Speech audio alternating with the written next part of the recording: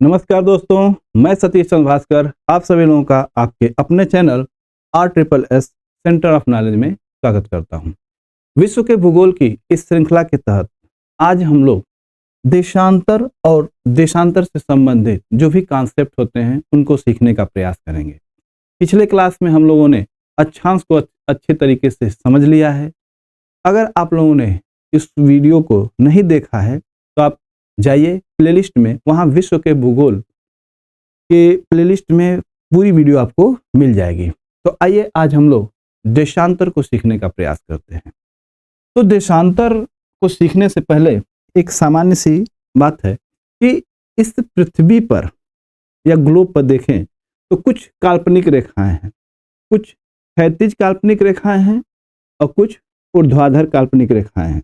तो जो क्षैतिज काल्पनिक रेखाएं होती हैं उसे हम अक्षांश रेखा कहते हैं और जो ऊर्ध्वाधर क्षैतिज रेखाएं होती हैं उसे हम देशांतर रेखा कहते हैं। तो आखिर इस देशांतर रेखा का निर्धारण कैसे होता है उसी को हम लोग अच्छे तरीके से सीखने का प्रयास करते हैं। तो यहाँ पर उसको सीखने से पहले समझें कि जैसे कि मान लीजिए कि ये हमारा ग्लोब है यानी कि पृथ्वी है और इस पर ये रेखाएं हैं आपकी देशांतर रेखा। इसका निर्धारण करने के लिए सबसे पहले हमें पृथ्वी के केंद्र में जाना होगा। पृथ्वी के केंद्र में कैसे जाएंगे? पृथ्वी के केंद्र में यदि हम किसी तरीके से जाते हैं, एक बात और है कि ये काल्पनिक रेखाएं हैं, तो काल्पनिक रेखाएं हैं तो हम मानते हैं कि पृथ्वी के हम केंद्र में जा रहे हैं यहाँ से। और जब पृथ्वी के केंद्र में जा रहे हैं तो समझेंगे कैसे कि मान लीजिए कि इसको हमने यहाँ से बीच से काट दिया और जब इसको हम काट देते हैं तो हमको ऐसी सतह मिलेगी। तो जब हम पृथ्वी के केंद्र में जाएंगे यहाँ से केंद्र से होते हुए इस पार, तो पृथ्वी के जब हम केंद्र में पहुंचते हैं तो यहाँ से हम कुछ कोण बना सकते हैं। एक कोण हमारा ऊर्ध्वाधर बनता है ऐसे। ये जो ऊर्ध्वाधर कोण बनता है इसका संबंध अक्षांश और अक्षांश रेखाओं से होता है, लेकिन इसी पर एक क्षैतिज कोण बनता है। ये जो क्षैतिज कोण बनता है इसका संबंध देशांतर रेखाओं से होता है। तो पृथ्वी के केंद्र में जो क्षैतिज कोण बनता है इसे हम क्षैतिज देशांतर कोण के नाम से जानते हैं, यानी हॉरिजॉन्टल लॉन्गिट्यूड एंगल। और इसके द्वारा देखिए पृथ्वी पर केंद्र पे कोण बन रहा है, लेकिन जब हम सतह पर जाते हैं तो कोई दूरी निर्धारित होती है, ये क्षैतिज दूरी। तो ये जो क्षैतिज दूरी होती है इस क्षैतिज दूरी को हम देशांतर के नाम से जानते हैं।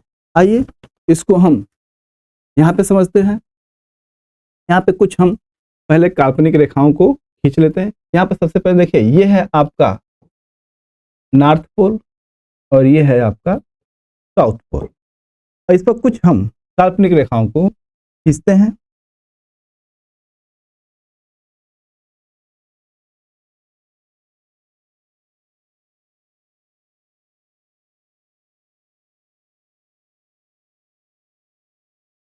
ये इस तरीके से।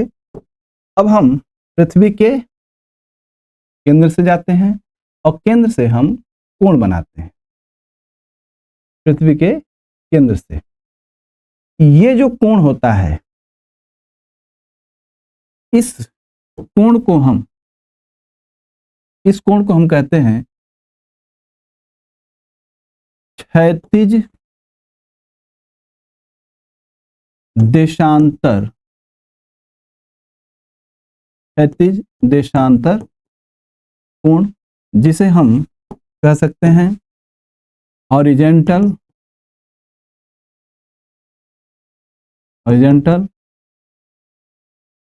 लॉन्गिट्यूड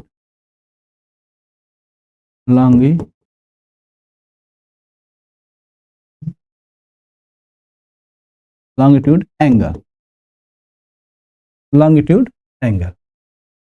अब देखिए कि यह जो हमारे केंद्र में कोण बना हुआ है, इस केंद्र के कोण को जब हम बढ़ाते हैं आगे की तरफ तो यह सतह पे आता है। सतह पे मान लीजिए कि एक बिंदु P है और एक बिंदु Q है। इसको इस तरीके से देखें, यहाँ पे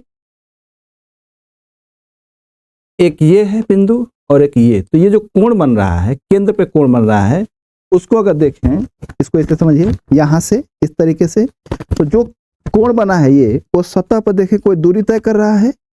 ये जो दूरी तय हो रही है, इस दूरी को ही हम देशांतर के नाम से जानते हैं। आइए देखिए, यहाँ पे ये दूरी, और ये दूरी है P और Q। तो P Q की जो सतह पे दूरी है, इसको यदि हम देखें तो हम कहेंगे कि यह जो नाम है इसका, वो है क्षैतिज कोणीय दूरी, अर्थात हॉरिजेंटल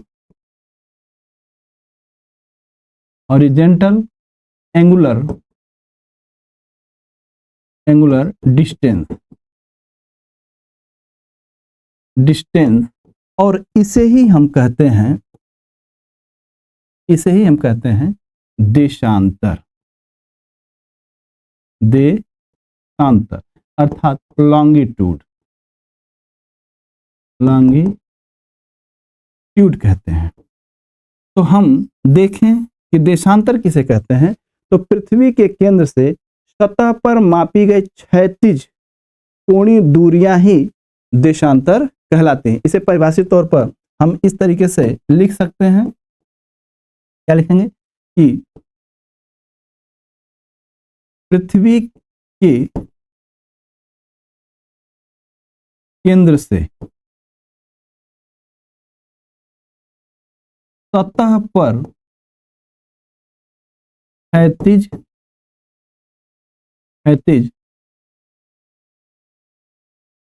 मापी गई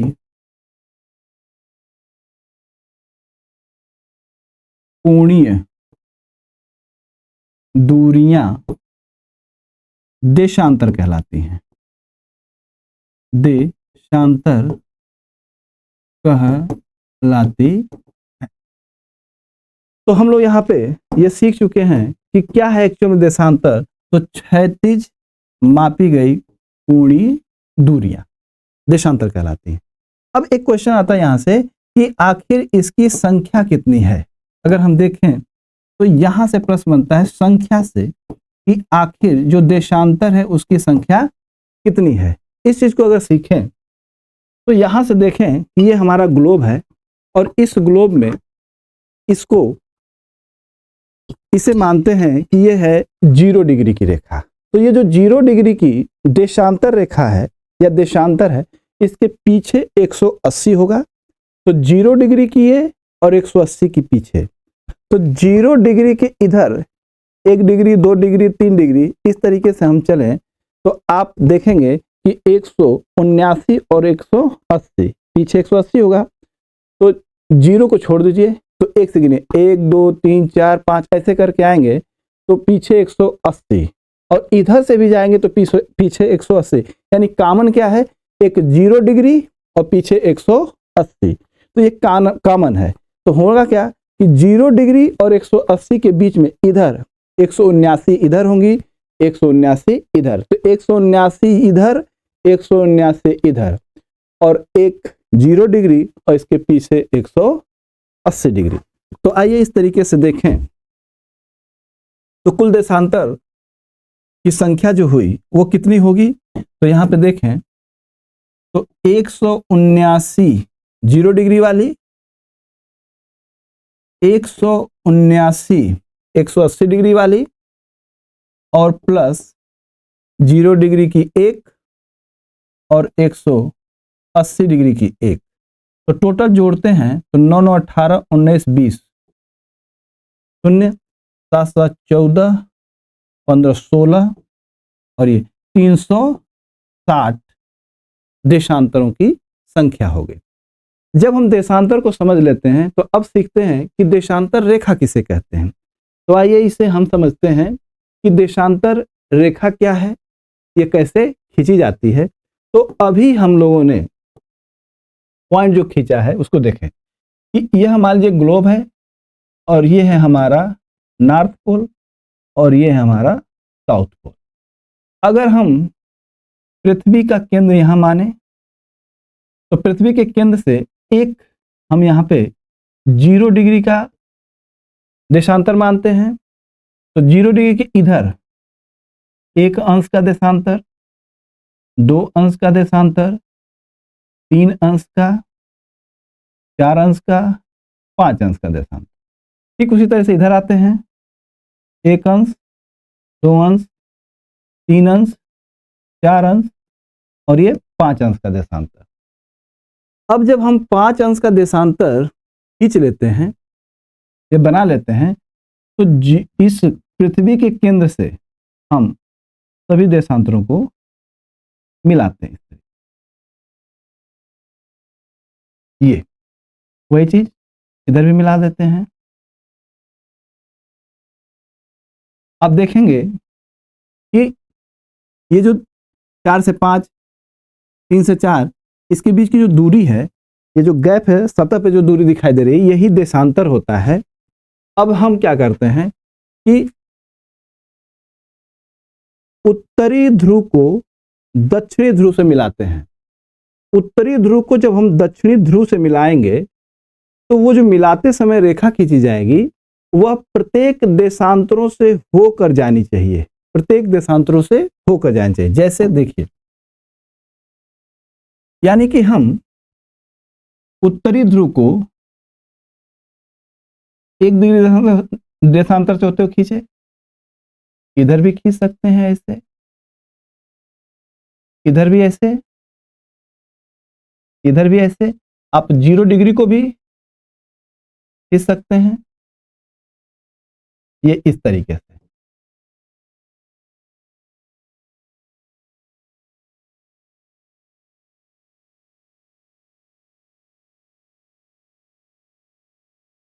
यहां पे हम लोगों ने ये देखा कि उत्तरी ध्रुव को दक्षिणी ध्रुव से मिलाने वाली रेखा जो प्रत्येक देशांतर से होकर जाती है, उसे ही हम देशांतर रेखा कहते हैं। तो इसको हम परिभाषित तौर पर इसको इस तरीके से लिख सकते हैं कि ये जो आपने बनाया है देशांतर रेखा, देशांतर रेखा यानी कि लॉन्गिट्यूड लाइन। कैसे परिभाषित करेंगे इसे? तो आप भी नोट्स बनाते रहिएगा। एक चीज और है कि जो भी चीज आप यहाँ पे सीख रहे हैं, आप नोट्स बनाइएगा, क्योंकि अगर आप अपने दिमाग में परमानेंट चाहते हैं कि ये चीजें फिट हो जाएं, तो उसके लिए आपको नोट्स बनाना पड़ेगा और रिवीजन करना पड़ेगा। तो आइए इसको परिभाषित तौर पर कहते हैं, कैसे कहते हैं कि उत्तरी ध्रुव को दक्षिणी ध्रुव से मिलाने वाली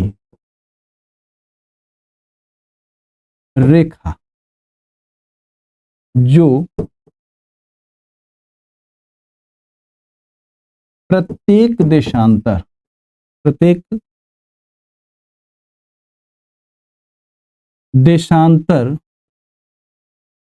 से होकर गुजरती है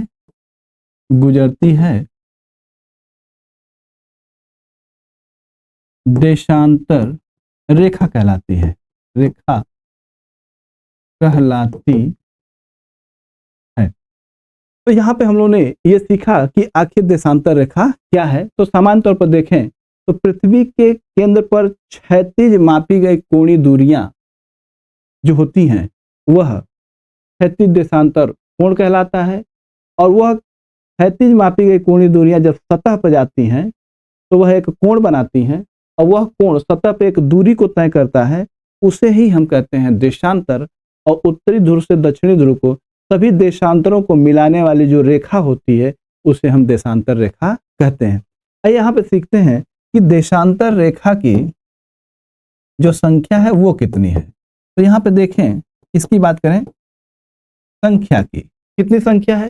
तो देखिए सबसे पहले कि अगर हम यहाँ पे समझें कि ये है 0 डिग्री की रेखा, तो 0 डिग्री की रेखा के बाद 1 डिग्री, 2 डिग्री, 1, 2 ऐसे करके जाएंगे तो इसके पीछे 180 डिग्री की देशांतर रेखा होगी। तो यहाँ पे देखें कि 0 डिग्री से इधर 180 पीछे है, तो 1, 2, 3 ऐसे 179 देशांतर रेखा होगी। इसके पीछे इधर भी 1, 2, 3 करके 179 होगी, अर्थात कहें तो 179 देशांतर रेखा पूरब के तरफ। अच्छा, 0 डिग्री से इधर पूरब कहते हैं और 0 डिग्री से इधर पश्चिम कहते हैं। तो 179 पश्चिम हो जाएगी, एक 0 डिग्री की और एक 180 डिग्री की देशांतर रेखा, तो कुल संख्या हो जाएगी 360। इस तरीके से देखें तो जो देशांतर रेखा की संख्या होती है वो होती है 360। आप इसे कुछ आप में से लोगों ने कमेंट किया था कि सर आप थोड़ा सा समय दिया करें ताकि हम लोग स्क्रीनशॉट ले सकें, तो आपको हम बीच बीच में समय भी देते रहेंगे ताकि आप स्क्रीनशॉट ले सकें। तो अब देखा गया कि ये जो संख्या आपने देखा है, यह संख्या ग्लोब पे देखा गया है। ग्लोब पे क्या देखा गया कि ग्लोब है तो 0 इधर है और 180 है, तो यह संख्या 360 हुई। लेकिन जैसे ही हम मानचित्र पे जाते हैं तो 0 डिग्री को तो नहीं मानचित्र पे काटा गया, लेकिन 180 देशांतर रेखा को काट के फैला दिया गया है। तो जैसे ही हम 180 देशांतर को इधर और इधर फैला देते हैं तो देखेंगे तो वहां पर 1 डिग्री की या 1 डिग्री देशांतर या ये कहें कि देशांतर रेखा की वृद्धि होती है। अर्थात यह जो होगा ये ग्लोब पे होगा,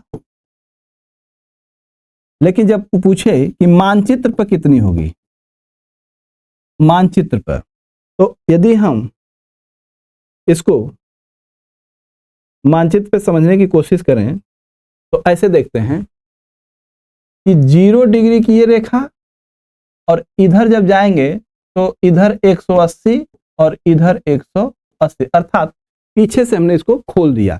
और जब खोल देते हैं तो 0 से 180 वाली जो एक रेखा थी वो इधर भी फैल जाती है और इस तरह, तो 180 वाली एक की वृद्धि होती है। तो यहाँ पे देखें तो जो आपके पास मानचित्र पर देशांतर रेखा की बात की जाएगी तो 360 ये और उसमें एक जुड़ जाएगा तो हो जाएगा 360 और प्लस 1 बराबर 361। इस तरीके से देखें तो देशांतर रेखा ग्लोब पर होती है 360 और मानचित्र पर होती है 361।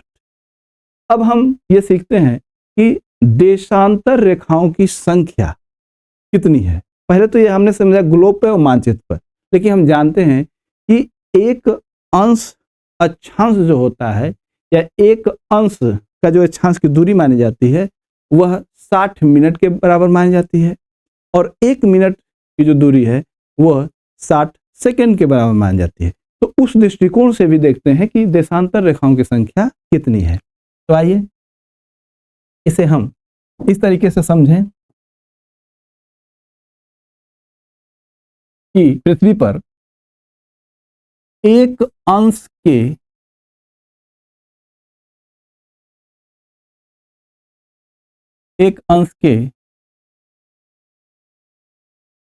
अंतराल पर 360 रेखाएं होती हैं। वहीं पे एक पॉइंट और है कि हम जानते हैं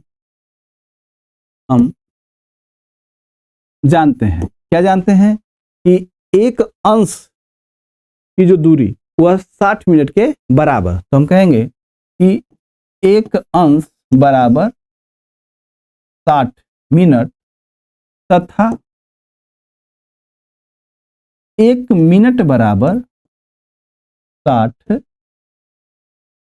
सेकेंड। इसको हम ऐसे भी दिखाते हैं इस तरीके से, और ये है आपका मिनट को भी प्रदर्शित करता है इस तरीके से। तो यहां पे हम देखें कि आखिर एक अंश पे कितनी है और एक मिनट पे। तो यहां पे देखें कि इसको किस तरीके से लिख सकते हैं, लिखेंगे कि 1 मिनट के अंतराल पर खींची कुल देशांतर रेखा, कुल देशांतर रेखा। तो 1 मिनट के अंतराल पर कुल देशांतर रेखाओं की संख्या जो होती है वो होती है 360 गुणे 60 बराबर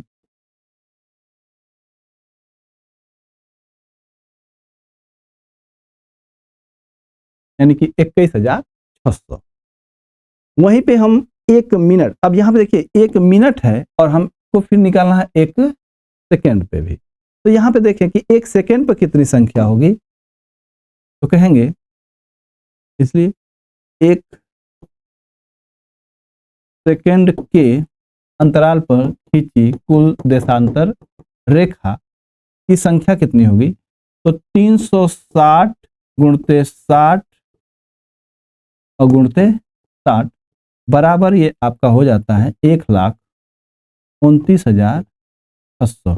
तो इस पॉइंट को याद रखिएगा। कभी कभी एक क्वेश्चन पूछा जा सकता है कि 1 मिनट के अंतराल पर कुल संख्या कितनी है और 1 सेकेंड के अंतराल पर कुल देशांतर रेखाओं की संख्या कितनी है।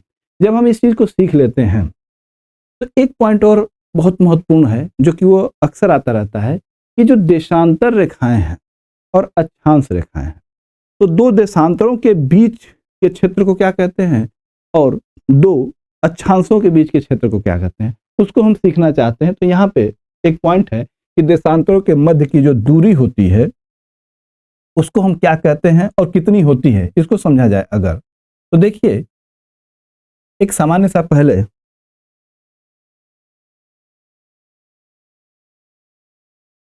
एक मैप ग्लोब बनाते हैं हम लोग।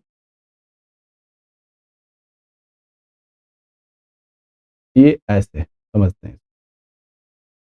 देखिए अगर हम देखें तो ग्लोब पे कुछ रेखाएं जो कि नॉर्थ पोल और ये आपका साउथ पोल, तो यहाँ पे रेखाएं, काल्पनिक रेखाएं,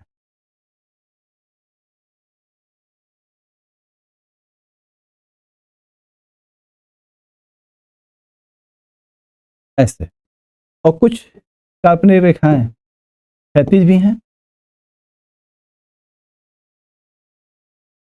ऐसे।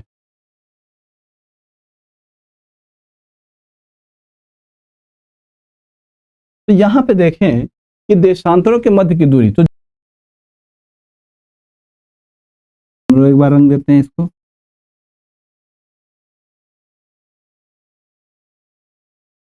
ऐसे।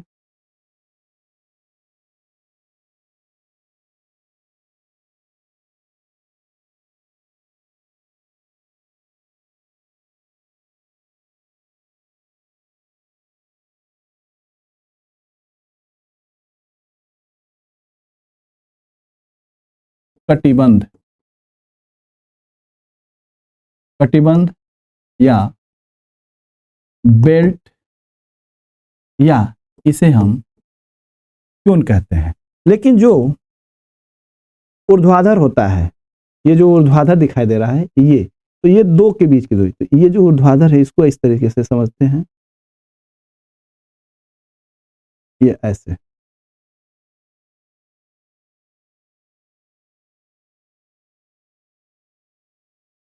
इसको हम कहते हैं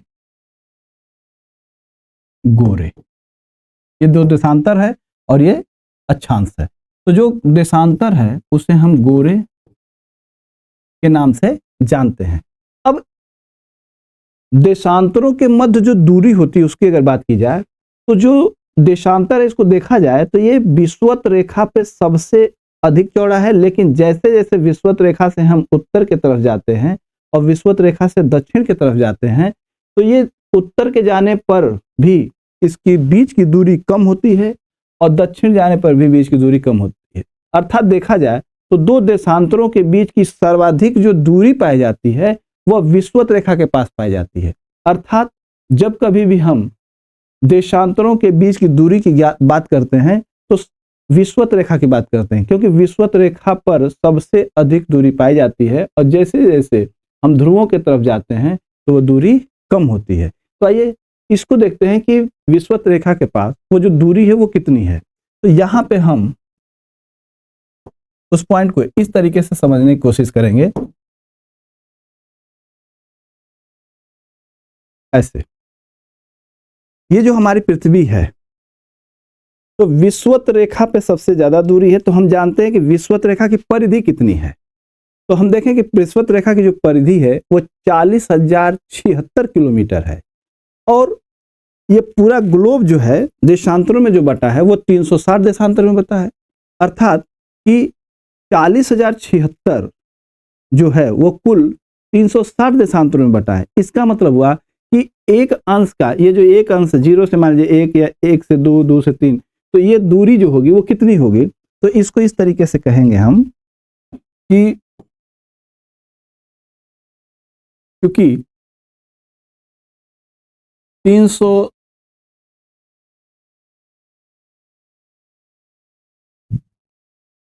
यहाँ पे इस तरीके से कह सकते हैं, चूंकि 360 अंश देशांतर, क्योंकि 360 अंश देशांतर बांटा गया है कुल दूरी, कितनी दूरी में? 40,076 किलोमीटर में। इसलिए एक अंश देशांतर बराबर कितना होगा? एक अंश देशांतर बराबर तो हो जाएगा 40,076 बटा में 360, अर्थात यहाँ पे देखें तो जब हम इसको कैलकुलेट करेंगे तो आपका आएगा 111.32 किलोमीटर। अर्थात देशांतरों के मध्य की जो दूरी होती है उसको अगर देखा जाए तो सबसे अधिक विषुवत रेखा के पास होती है, और वो विषुवत रेखा के पास जब होती है तो कितनी होती है सबसे अधिक दूरी? तो वो है 111.32 किलोमीटर। तो यहाँ पे हम लोगों ने ये सीखा कि देशांतर किसे कहते हैं, देशांतर रेखा किसे कहते हैं, और साथ में हम लोगों ने सीखा कि देशांतर रेखाओं के मध्य की जो दूरी है वो सर्वाधिक कहाँ है। तो सर्वाधिक दूरी विषुवत रेखा पे वो कितनी है? 111.32 किलोमीटर। वहीं पे अब हम ये सीखते हैं कि जो देशांतर रेखा होती है, एक देशांतर रेखा के विपरीत कौन सी देशांतर रेखा होगी? जैसे कि यह 0 डिग्री की देशांतर रेखा है, तो 0 डिग्री की देशांतर रेखा के पीछे जो होती है, यानी कि विपरीत में होती है, वो होती है 180 अंश की देशांतर रेखा। तो इससे भी कभी कभी प्रश्न आते हैं कि जो 0 डिग्री की देशांतर रेखा है उसके पीछे 180 अंश। इसी तरीके से अब देखा जाए कि इस ग्लोब को 0 डिग्री की देशांतर रेखा जो होती है वह क्या करती है कि 0 डिग्री की देशांतर रेखा के इस हिस्से को पूर्वी गोलार्ध कहा जाता है, और इधर के हिस्से को पश्चिमी गोलार्ध कहते हैं। ये कहां तक जाता है? पीछे 180। इसको इस तरीके से समझें कि 0 डिग्री से 180 डिग्री की इधर की पूरे देशांतरों को या देशांतर रेखाओं को हम पूर्वी देशांतर रेखा कहते हैं, और इसके इधर की देशांतर रेखाओं को हम पश्चिमी देशांतर रेखा कहते हैं। इसी से आधारित जो भी प्रश्न बनते हैं उनको हम लोग सीखने का प्रयास करते हैं। तो पॉइंट है कि विपरीत देशांतर रेखा ज्ञात करना। तो कैसे ज्ञात करेंगे? इसके लिए कुछ हम लोग प्रश्नों का सहारा लेते हैं। क्या प्रश्नों का सहारा? फर्स्ट जो हमारा प्रश्न यही है कि 0 डिग्री देशांतर रेखा के विपरीत, अगर हम देखें कि 0 डिग्री देशांतर रेखा के विपरीत अगर देशांतर रेखा की बात की जाए तो अभी अभी हम लोगों ने देखा कि 0 डिग्री देशांतर रेखा के विपरीत जो रेखा होती है वो होती है 180 अंश देशांतर रेखा, 180 अंश देशांतर रेखा। एक पॉइंट और यहां पे समझते हैं कि जो 0 डिग्री की है ये न पूर्वी होती है न पश्चिमी होती है। इसके पीछे जैसे ही आप जाएंगे 180, तो ये जो 180 अंश देशांतर रेखा है इसके लिए न तो पूर्वी बताते हैं और न ही पश्चिमी, लेकिन 0 डिग्री के इधर की जितनी भी ये 179 और उसके पास तक जाएंगे तो उस सभी के साथ हम पूर्वी देशांतर रेखा जोड़ते हैं, पूर्वी देशांतर रेखा जोड़ते हैं, और इधर हम पश्चिमी देशांतर रेखा जोड़ते हैं, पश्चिमी देशांतर रेखा कहते हैं। तो यहाँ पे देखें कि 0 डिग्री के साथ भी हमने पूर्वी नहीं लगाया, 180 अंश के साथ भी न पश्चिम ने पूर्वी लगाया। लेकिन अब क्वेश्चन थोड़ा सा और बदलते हैं और यहाँ पे समझने की कोशिश करते हैं। एक क्वेश्चन और है, उसको देखें। जैसे एक क्वेश्चन बनाते हैं हम लोग, 30 डिग्री पूर्वी देशांतर के विपरीत। आइए सबसे पहले देखें कि अगर 0 डिग्री की ये रेखा है तो 0 डिग्री के अगर हम पूरा, जैसे 0 के जस्ट अपोजिट देखा गया तो 180 आता है। तो जब हम 0 से 30 डिग्री इधर जाएंगे, तो जब हम 0 से 30 डिग्री पूरब की तरफ आ रहे हैं तो 180 से भी हम 30 डिग्री इधर आएंगे। तो 30 डिग्री यानी कि इधर है पूरब, तो इधर ये सब पूरा क्या है, पश्चिम है। तो देखिए कैसे 0 से 30 इधर आएंगे तो 180 से हम 30 इधर आएंगे, इस तरफ आएंगे, तभी तो उसके अपोजिट मिलेगा। तो इसका मतलब हुआ कि अगर हम 30 डिग्री पूरब आ रहे हैं तो 180 में से 30 डिग्री इधर पश्चिम जाएंगे, तो हमें पता चल जाएगा कि वह कौन सा 30 डिग्री पूर्वी देशांतर के विपरीत है। तो 30 डिग्री पूर्वी देशांतर के विपरीत अगर निकालना होगा तो अगर पूर्वी है तो वो होगा पश्चिमी। तो कैसे वो निकलेगा, अगर इसको समझा जाए तो इस तरीके से देखें कि ये है आपकी 0 डिग्री की और ये 180 डिग्री की देशांतर रेखा। अब देखिए कि पूर्वी की बात की रहा है तो यहां से 30 डिग्री पूर्वी देशांतर है, देशांतर रेखा आपने खींचा तो जस्ट इसके पीछे जाएंगे तो 30 डिग्री आपको आना पड़ेगा पश्चिम की तरफ, तभी आप इसकी एकदम जस्ट अपोजिट देखेंगे तो वो ऐसे होगा, ऐसे। तो क्या होगा, 180 माइनस 30 बराबर आपका जो होगा वो होगा 150 डिग्री पश्चिमी देशांतर, पश्चिमी देशांतर। इसी तरीके से आप बहुत सारे क्वेश्चन को कर सकते हैं। जैसे एक क्वेश्चन है कि 175 अंश पश्चिमी देशांतर की विपरीत कौन सी होगी। कैसे बोला गया क्वेश्चन, यहाँ पे क्वेश्चन है, फर्स्ट सेकंड थर्ड बना लीजिए। यहाँ क्वेश्चन है 175 डिग्री पश्चिमी देशांतर, पश्चिमी देशांतर के विपरीत, के विपरीत। आइए देखिए कि 175 अंश के विपरीत क्या होगा। तो समझे पहले, सबसे पहले 0 डिग्री 180 डिग्री। अगर हम देखें तो ये सब इधर पूरब और इधर पश्चिम, तो क्या है 175 पश्चिम।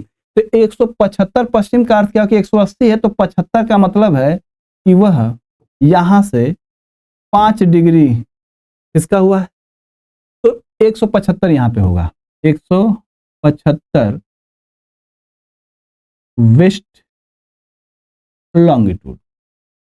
तो इसके जस्ट अपोजिट जब हम जाएंगे तो हम अपोजिट जाने का अर्थ हुआ कि जब इधर से आप 5 डिग्री इधर आए हैं तो 5 डिग्री इधर बढ़ेंगे, तो 5 डिग्री इधर बढ़ने का जो अर्थ होगा वो ऐसे बढ़ेंगे, ये 5 डिग्री इधर जाएंगे। तो 5 डिग्री इधर जाने का अर्थ कैसे होगा कि 0 ये है 5 ये है, तो 0 प्लस 5 अर्थात 5 डिग्री पूर्वी देशांतर। इस तरीके से हम लोगों ने ये सीखा कि विपरीत देशांतर रेखा कैसे ज्ञात करते हैं। आप लोग बहुत ध्यान लगा के इसको समझिए, एक नहीं 2 बार समझिएगा। अगर फिर भी दिक्कत होती है तो आप कमेंट करिएगा, कमेंट के माध्यम से आप अपने प्रश्नों को पूछिएगा, उसको हम लोग अगले वीडियो में समझने का प्रयास करेंगे। लेकिन तब पर भी आपकी समस्या हल नहीं होती है तो हम आप लोगों के लिए बता दें कि हमारा नंबर है, मोबाइल नंबर 99 18 56 21 41। आप इस पर कॉल करके भी मुझसे प्रश्न पूछ सकते हैं। यदि मेरे पास समय होगा तो मैं तुरंत बताऊंगा। अगर मैं समय पर नहीं हूँ या उपलब्ध नहीं हो पाता हूँ तो मैं जरूर आपको एक समय दूंगा, उस समय पर इन प्रश्नों का उत्तर देने का प्रयास करूंगा। लेकिन हाँ, अपनी समस्या पूछते रहिएगा, समस्या को रोकिएगा मत। तो यहाँ पे हम लोगों ने देखा कि विपरीत देशांतर रेखा कैसे ज्ञात करते हैं। अब हम लोग अगले पॉइंट की बात करते हैं। तो जो अगला पॉइंट है वो है, अब जो हम लोगों का नेक्स्ट बिंदु है वो है प्रतिध्रुव, यानी कि एंटीपोड क्या होता है। अगर हम एंटीपोड को समझना चाहें तो सबसे पहले समझें कि जो हमारी यह पृथ्वी है, पृथ्वी पर किसी भी स्थान का जो निर्धारण होता है वह अक्षांश रेखाओं और देशांतर रेखाओं से होता है। अर्थात अक्षांश रेखाओं और देशांतर रेखाओं के कटान बिंदु ही हमारे पृथ्वी पर किसी स्थिति को निर्धारित करने में सहायक होते हैं। अर्थात अक्षांश रेखाएं और देशांतर, इसका मतलब कि कोई भी बिंदु, मान लीजिए कि यह बिंदु है, तो ये जो बिंदु है यह किसी न किसी देशांतर रेखा और अक्षांश रेखा के कटान बिंदु पे है। तो किसी कटान बिंदु यानी कि अक्षांश और देशांतर रेखा के जो कटान बिंदु है, अगर हम देखें तो इस बिंदु के विपरीत, यानी कि इस बिंदु से एक हम रेखा खींचें या एक केंद्र से, यानी कि पृथ्वी के केंद्र से, जो पृथ्वी का केंद्र है, ये पॉइंट केंद्र है, तो यहीं से रेखा गुजरे। तो यहां पे देखें कि ये ग्लोब है और मान लीजिए कि ये बिंदु है और वो पृथ्वी के केंद्र से होकर जाता है तो वह इधर निकल के आएगा इस तरफ से। तो देखिए क्या होता है कि अगर कोई बिंदु यहां है तो उसका विपरीत यानी कि एंटीपोड जो होगा वह किधर होगा, तो यहां से जैसे ही उसको हम केंद्र से खींचेंगे, जब कभी भी एंटीपोड निकालने की बात आएगी तो वो बिंदु जो भी होगा वो पृथ्वी के केंद्र से होकर दूसरी तरफ जाएगा, या इधर से इस तरफ आएगा या इस तरफ से इस तरफ, यानी कि वह एक बिंदु के विपरीत बिंदु यानी एंटीपोड पर खड़ा होगा। तो देखिए ध्यान से, यहां से जब हम पृथ्वी के केंद्र से होकर इधर निकालते हैं तो देखेंगे कि सीधी रेखा जो जाएगी, तो अगर वह उत्तरी अक्षांश की तरफ है तो निकलेगा किधर, दक्षिणी अक्षांश की तरफ। या अगर कोई बिंदु दक्षिणी अक्षांश है तो उसके एंटीपोड जो होगा वो होगा उत्तरी अक्षांश। साथ में अगर वह किसी देशांतर रेखा पे है, तो अगर वह देशांतर रेखा पे है तो इसके विपरीत जो होगा वो एंटीपोड जो यहाँ पे होगा वो उसी देशांतर पे होगा, तो विपरीत होगा, यानी कि 0 डिग्री है तो उसके विपरीत होगा 180 डिग्री देशांतर रेखा। अर्थात यहां पे देखें तो देशांतर और अक्षांश से स्थिति का निर्धारण करते हैं और एंटीपोड भी अक्षांश और देशांतर से निर्धारित करते हैं, तो वो बदल जाएंगे। अगर अक्षांश रेखा उत्तरी है तो एंटीपोड दक्षिणी पे आएगा, और अगर देशांतर रेखा पूर्वी है तो एंटीपोड पश्चिमी देशांतर पे आएगा। इसी को हम लोग इस तरीके से समझते हैं, जैसे कि क्या है एंटीपोड। तो एंटीपोड को अगर हम परिभाषित करें तो यहां से हम इस तरीके से लिख सकते हैं क्या, कि पृथ्वी पर एक बिंदु के ठीक, एक बिंदु के ठीक विपरीत स्थित बिंदु, विपरीत स्थित बिंदु जो पृथ्वी के केंद्र, जो पृथ्वी के केंद्र से होकर जाता है,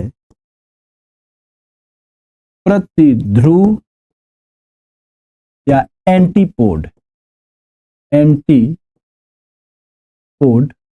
कहलाता है, कहलाता है। आइए इस चीज को हम इस ग्राफ से समझने की कोशिश करें कि जो प्रतिध्रुव का जो कॉन्सेप्ट है उसको समझा। तो ये मान लीजिए कि ग्लोब है, इस ग्लोब पर देखें कि यह मान लीजिए कि केंद्र है, और केंद्र से ऊपर जब हम देखते हैं तो यहां पर एक बिंदु है और इसके जस्ट नीचे एक बिंदु है। अब देखिए कि इस ग्लोब पे जो ऊपर का बिंदु है तो ऊपर अगर कोई व्यक्ति खड़ा है तो उसका ऊपर की तरफ सिर होगा और नीचे पैर होगा। तो इस बिंदु को हम जेनिथ के नाम से जानते हैं, जेनिथ या शीर्ष बिंदु भी कहते हैं, शीर्ष बिंदु।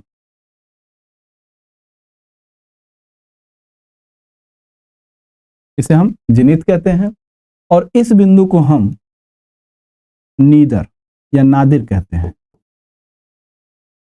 नादिर या नरक भी कहते हैं, नादिर या नरक। अब देखिए कि यह एक बिंदु है, पॉइंट है, मान लीजिए पॉइंट है। तो इस पॉइंट के जस्ट केंद्र से होती हुई जो दूसरे साइड रेखा गुजरेगी या जो दूसरे साइड जो बिंदु होगा अक्षांश और देशांतर का, यानी कि यहां पर, इसको इस तरह समझें कि यहां पर एक अक्षांश रेखा काटेगी और यहां पर एक अक्षांश और देशांतर रेखा जो काटेगी, तो इसके विपरीत वाले पे जहां पे अक्षांश और देशांतर रेखा काटेगी वही आपका कहलाता है एंटीपोड। एंटीपोड प्रतिध्रुव, प्रतिध्रुव। अब हम जब जान गए कि एक बिंदु के विपरीत जो आता है वो केंद्र से होकर जा रहा है, तो आइए हम इस पर कुछ प्रश्नों को करने की कोशिश करते हैं कि आखिर किस तरीके के प्रश्न इस पर आते हैं। तो देखिए यहां पर देखें कि कुछ हम एंटीपोड निकालने का प्रयास करते हैं।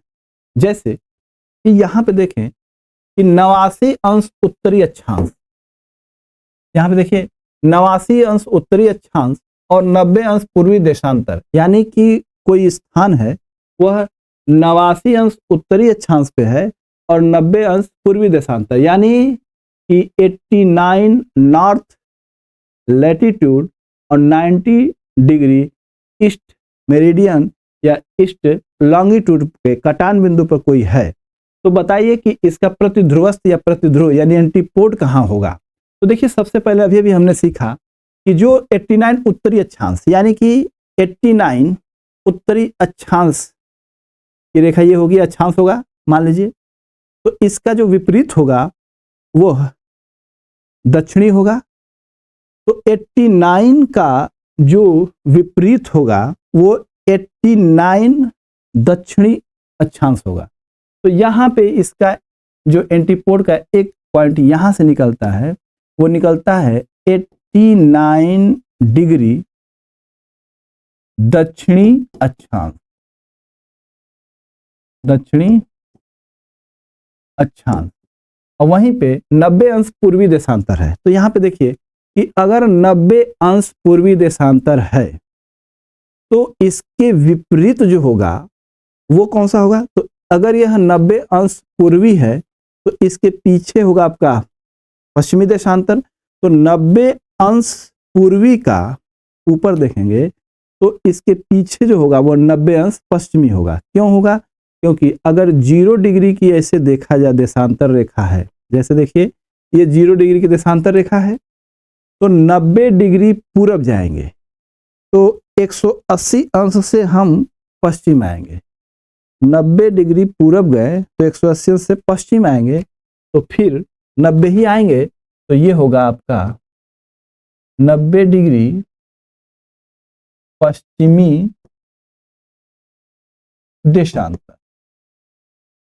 यह है आपका एंटीपोड। उसी तरीके से आइए 23.5 अंश उत्तरी अक्षांश और 179 अंश पश्चिमी देशांतर का एंटीपोड का होगा, क्योंकि इन दोनों के कटान बिंदु पे एक बिंदु है, उसके विपरीत यानी एंटीपोड निकालना है। तो देखिए जो 23.5 अंश उत्तरी अक्षांश है तो इसका जो विपरीत वाला होगा वो 23.5 अंश दक्षिणी अक्षांश हो जाएगा। और अभी अभी आपने देखा कि 179 अंश पश्चिमी देशांतर है, तो इसका विपरीत क्या होगा। तो आप 179 है यानी कि 1 डिग्री 180 से 1 डिग्री पश्चिम गए हैं। अगर 180 से 1 डिग्री पश्चिम गए हैं तो हमको 0 से 1 डिग्री पूरब आना पड़ेगा। यानी इसको इस तरीके से समझते हैं, यहाँ पे समझिए कि ये है 0 डिग्री और ये 180 डिग्री। इसके इधर पूरब है, इधर पश्चिम है, तो ये पश्चिम देशांतर की बात कह रहा है। तो अगर हम 180 डिग्री पश्चिमी देशांतर की बात करेंगे तो केंद्र से होकर जो इस तरफ जाएगा, तो 1 डिग्री इधर आएगा तो 1 डिग्री इधर जाएगा, तो ये पूर्व की तरफ जाएगा। तो इसका मतलब ये हुआ कि जो आपका 179 अंश पश्चिमी देशांतर है, इसका जो विपरीत जो नीचे एंटीपोड दिखाई देगा वो 1 डिग्री पूर्वी देशांतर, पूर्वी देशांतर होगा। इस प्रश्न का आप उत्तर आप कमेंट में दीजिएगा ताकि हम ये समझ सकें कि क्या आपने इस चीज को समझा है, तो क्या उसको करने में आप समर्थ हैं कि नहीं। तो आपको करना क्या है कि जो 1.5 डिग्री उत्तरी अक्षांश और 1.5 डिग्री पूर्वी देशांतर का एंटीपोड आप कमेंट में लिखकर मुझे जरूर भेजिएगा ताकि हम इस पर समझ सके कि आपने इस चीज को समझ लिया है। अब हम लोग इसके बाद अगला जो बिंदु है वो है प्रमुख देशांतर रेखाएं। अगर हम देखें कि प्रमुख देशांतर रेखाएं कौन कौन सी हैं, तो इस ग्लोब पर यदि हम देखें तो कुछ प्रमुख देशांतर रेखाओं में एक पहली जो देशांतर रेखा है वह है अंतरराष्ट्रीय समय रेखा। इस अंतरराष्ट्रीय समय रेखा को हम ग्रीनविच समय यानी कि GMT के नाम से जानते हैं, ग्रीनविच मीन टाइम के नाम से जानते हैं। इसे हम प्रधान रेखा भी कहते हैं। बात आती है कि इसे हम इतने नामों से क्यों, अगर इसे हम प्रधान रेखा कहते हैं तो क्यों कहते हैं, तो एक चीज यहाँ पे समझ लीजिए कि यह एक ग्रीनविच जो समय रेखा है ये प्रधान रेखा इसलिए क्योंकि यहीं से पूरे ब्रह्मांड का समय निर्धारित किया जाता है। इस रेखा का जो निर्धारण है वह 0 अंश अक्षांश 0 अंश देशांतर रेखा से 0 अंश देशांतर रेखा से इसका निर्धारण किया गया है। और यह जो रेखा होती है, यह रेखा का निर्धारण जो हुआ है वो 1884 में हुआ। तो इससे संबंधित अगर कुछ पॉइंट को अगर हम लोग नोट करना चाहें तो इस तरीके से समझ सकते हैं कि यह 0 अंश देशांतर रेखा है। अगर पूछा जाए कि इसका निर्धारण कब किया गया था, तो इसका निर्धारण 1884 में लंदन की ग्रीनविच वेधशाला या ग्रीनविच रॉयल वेधशाला, ग्रीनविच रॉयल वेधशाला से होकर इसे गुजारा गया है, से होकर खींचा गया है। अगर हम देखें कि ये जो अंतर्राष्ट्रीय समय रेखा है जिससे पूरे ब्रह्मांड यानी पूरे विश्व का समय निर्धारित किया जाता है, यह किन किन देशों से होकर गुजरती है, यदि इसे देखा जाए तो यह मुख्य रूप से अगर देखें तो यह गुजरती है आपका यूके से यानी कि यूनाइटेड किंगडम से यह रेखा गुजरती है। वहीं पे देखें तो यह फ्रांस से होकर गुजरती है रेखा, यह स्पेन से भी होकर गुजरती है। वहीं पे कुछ देश हैं, इस मैप पर विशेष ध्यान मत दीजिएगा, लेकिन ये जो देश के नाम हैं उसको ध्यान दीजिएगा क्योंकि ये हो सकता है थोड़ा इधर उधर हो जाए, मैप सही ना बना हो लेकिन नाम क्रम से ही है, तो आप इसी तरीके से उसे याद भी करेंगे। तो क्या है, यूके है, फ्रांस है, स्पेन है। वहीं पे यहाँ पर एक देश है जिसको कहते हैं अल्जीरिया, अल्जीरिया है। ये है आपका माली देश है, ये है बुर्किना फासो, ना फासो, यह है आपका टोंगा और ये है आपका घाना। इस तरीके से देखें तो जो अंतर्राष्ट्रीय समय रेखा है वह इन देशों से होकर गुजरती है। तो यहाँ से कौन कौन से पॉइंट हमें याद करने हैं? वो पॉइंट ये है कि अंतर्राष्ट्रीय जो समय रेखा है यह शून्य अंश देशांतर रेखा से खींची गई है और इसका जो निर्धारण हुआ है वो 1884 में लंदन की ग्रीनविच रॉयल वेधशाला से इसका निर्धारण किया गया है और यह मुख्य रूप से यूके, फ्रांस, स्पेन, अल्जीरिया, माले, बुर्किना फासो, टोंगा और घाना देश से होकर गुजरती है। वहीं पे एक बिंदु और है कि इस शून्य अंश देशांतर के जो पीछे 180 अंश की जो देशांतर रेखा होती है वह न तो पूर्वी होती है और ना ही पश्चिमी होती है। अर्थात हम ये कहें कि शून्य अंश देशांतर रेखा और इसके विपरीत में 180, इस हिस्से को हम कहते हैं, इधर के हिस्से को कहते हैं पूर्वी गोलार्ध और इस हिस्से को कहते हैं पश्चिमी गोलार्ध। पश्चिमी गोलार्ध कहते हैं। लेकिन जो 180 अंश देशांतर की जो रेखा है उसे न तो हम पूर्वी कहते हैं और ना ही उसे हम पश्चिमी कहते हैं, वह सिर्फ 180 देशांतर रेखा के नाम से जानी जाती है। यहां से ये पॉइंट सीखने के बाद एक और प्रमुख रेखा है जिसे हम अंतर्राष्ट्रीय तिथि रेखा के नाम से जानते हैं, जो कि वो 180 अंश देशांतर रेखा से खींची गई है। आइए उससे संबंधित कुछ महत्वपूर्ण बिंदुओं को देखते हैं कि पृथ्वी पर जैसा हमने देखा कि पृथ्वी 360 डिग्री का जो कोण है वह देखा जाए तो हमारी पृथ्वी यह पूरा एक चक्कर यानी 360 डिग्री का कोण घूमती है 24 घंटे में। तो पूछा जाए कि एक घंटे में कितने डिग्री का कोण घूमेगी, यदि यहाँ से प्रश्न अगर आता है तो हम जान जाते हैं कि अगर 24 घंटे में 360 डिग्री का कोण बनता है तो एक घंटे में यानी 360/24 कर देंगे तो यहाँ पे हम देखेंगे तो वह 15 डिग्री का कोण बनेगा। अर्थात एक घंटे का जो कोण है बनने का वो 15 डिग्री देशांतर का कोण बनता है। उसके आधार पर देखा जाए तो यहाँ पर देखें कि कुछ प्रमुख बिंदु निकलते हैं। क्या निकलते हैं कि जो अंतर्राष्ट्रीय तिथि रेखा है इसका जो निर्धारण है वो 15 अंश देशांतर पर किया गया है।